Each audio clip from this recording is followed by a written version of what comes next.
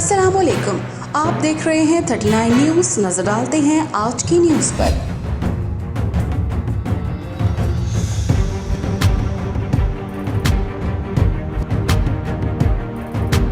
تفصیلات جانتے ہیں اپنے نمائندے سے۔